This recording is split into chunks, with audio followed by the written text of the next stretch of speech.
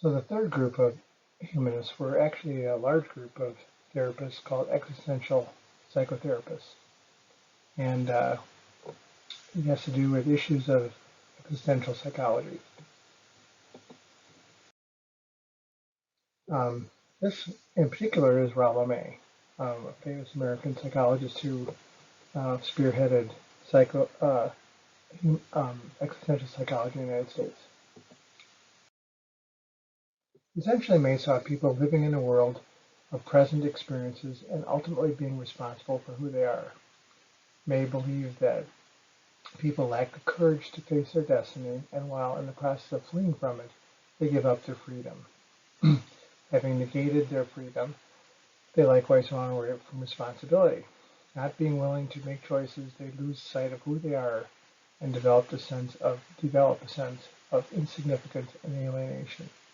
In contrast, healthy people challenge their destiny, cherish their freedom, and live authentically with other people and themselves. They recognize the inevitability of death and have the courage to live in the present. Incidentally, there are 5 important existential issues, death being at the top of the list. Meaningfulness is important. Freedom and responsibility together. Loneliness and isolation, which are 5 issues that repeatedly rear their head up in issues of existential psychotherapy. He grew up in a family that did not value education. He was a lonely child. He had the experience of wandering Europe, which many great thinkers do. Went to Union Theological Seminary, the same place Carl Rogers did. Was influenced by many legendary philosophers. Educated at Columbia University in New York. Contracted tuberculosis as an adult, which stimulated his thinking about life and death. Lectured around the world and died in 1975. Existentialism emphasized existence over essence, being over substance. For him, he saw no split between the subject and the object. We're all in this kind of continuum. People search for meaning in their lives. Remember, that was just mentioned one of the existential issues. People that feel meaningless feel adrift. Maybe you felt that way at some point in your life. But we're ultimately responsible for who we are and what we become. So existentialism, in a sense, works sort of anti-theoretical because they didn't want to boil things down to this dehumanized state. So there were some basic concepts. Being in the world, you'll notice that the 4 words are separated by hyphens.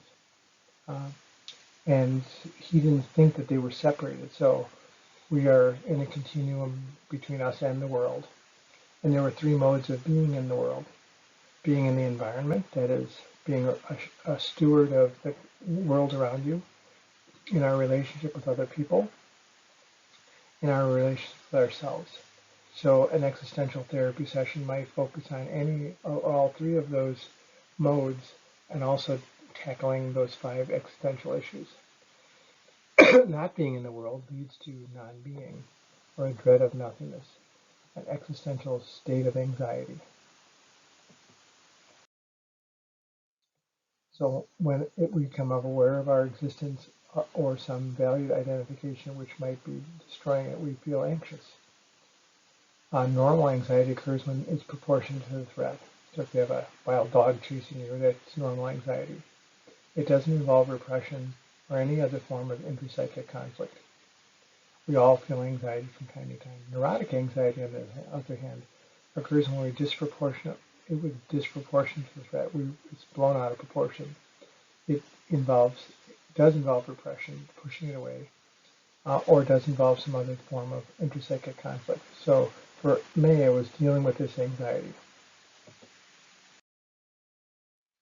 Sometimes people feel guilty, especially when they deny their living up to their potential, or they fail to accurately perceive somebody else's needs or their own, or they remain oblivious to their own dependence on the natural world.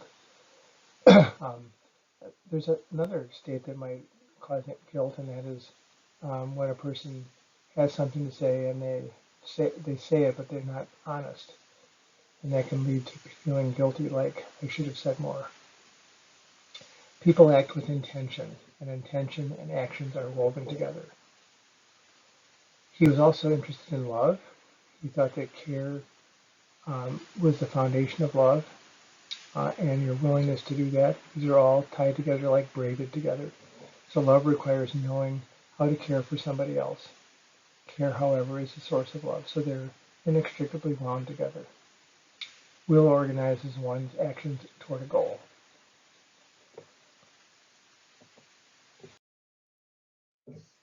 There are different forms of love, including sex, which is the physical manifestation of it, eros, which is a psychological form of love, philia, which is intimacy between two people, like friendship, maybe the root word of affiliation, and agape, which is concern for others, or brotherly love.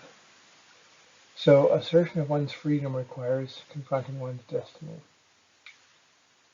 Think about epic novels or movies where people have to confront the fact that life's short and we have to make the most of it.